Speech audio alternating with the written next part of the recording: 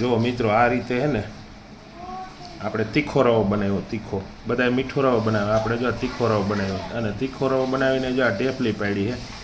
બીજાથી ઢેફલી નહીં પડે, પણ આપણે છે ને આ ઢેફલી પાડી છે. જો તીખો રવો. હવે આ રેસીપી તમે જોઈ લેજો, એમાં બધું માપછાટ પ્રમાણે બનાવ્યું છે. બધાએ મીઠો રવો બનાવતા હોય, પણ આપણે તીખો રવો બનાવ્યો છે. અને તીખો રવો આ રીતે બને 15 મિનિટમાં તૈયાર થઈ જાય છે. આ ઇન્ટરેસ્ટિંગ નાસ્તો કહેવાય. તો આ રેસીપી કેવી લાગી અમારા વિડીયોમાં લાઇક શેર અને સબસ્ક્રાઈબ કરજો જરૂરથી. અને એકવાર રેસીપીની મુલાકાત લેજો એટલે તમને ખ્યાલ આવે કઈ રીતે કઈ આઈટમ બને છે. અને રોજ અમારે નવી નવી રેસીપી આવે છે. ચાલો મિત્રો, જય દ્વારકાધીશ. કેમ છો બધા? મજામાં ને? જો આજે આપણે નાસ્તો બનાવો છે, ઇન્ટરેસ્ટિંગ નાસ્તો, અને 10 થી 15 મિનિટમાં તૈયાર થતો.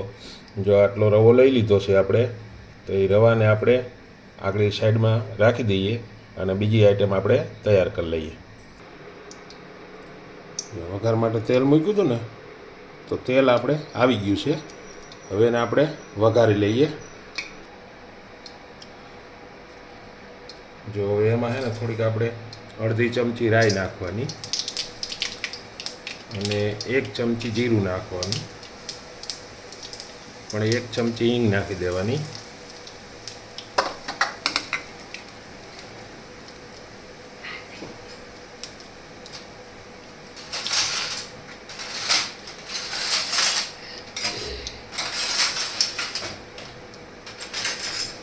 આ બધું થોડું પાકી જાય પછી આ મસાલો એમાં નાખી દેવાનો, જે આપણે પેસ્ટ બનાવી હતી ને, મરચાં, આદુ અને લસણ, એની પેસ્ટ બનાવી હતી, એને આપણે આમાં નાખી દેવાની.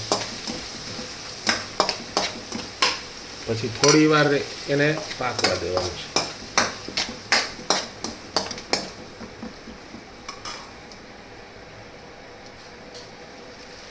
થોડી વાર પાકે પછી અડધી ચમચી છે ને એમાં હળદર નાખી દેવાની.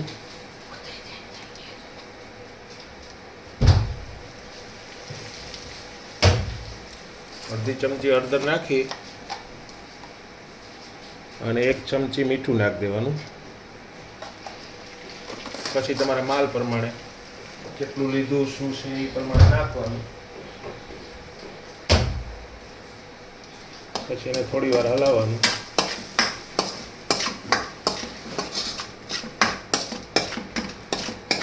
થોડી વાર હલાવો ને એટલે આ બધું ગ્રેવી જેવું થઈ જશે.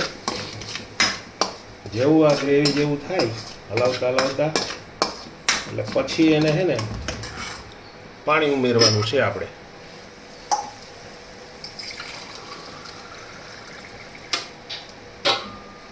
જો 1-1.5 ગ્લાસ પાણી ઉમેરી દેવાનું. જેટલો આપણે રવો લીધો હોય, મેં 1 વાટકી રવો લીધો હોય તો 2-2.5 ગ્લાસ જેટલું પાણી ઉમેરી દેવાનું. જો હવે આવી રીતના પાણી ઉકળી જાય ને એટલે જે આપણે આ રવો સાફ કરીને રાખ્યો હતો ને એની અંદર એડ કરી દેવાનો. એડ કરી અને પછી હલાવવાનું.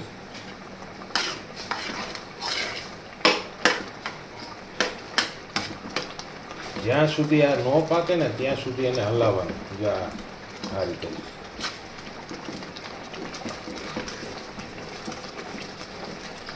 એટલે હમણાં છે ને ધીમે તાપે છે ને એ છે ને ગરમ થઈ અને એકદમ,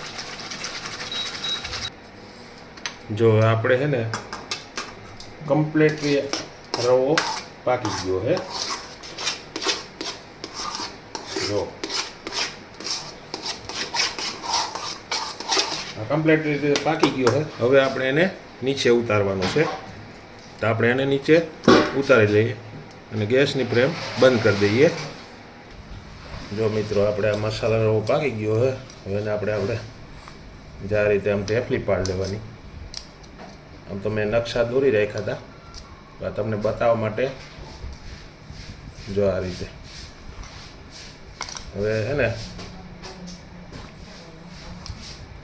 રવાની આમ તો બને ઘણી ટાઈપની વસ્તુ આઈટમ બને છે, પણ આપણે આજે આ રીતે બનાવી છે.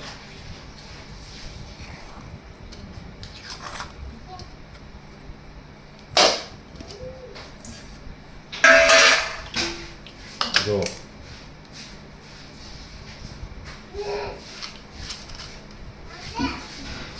છે જો આ રીતે હે ને આપણે રવાની ઢેફલી બનાવી લીધી.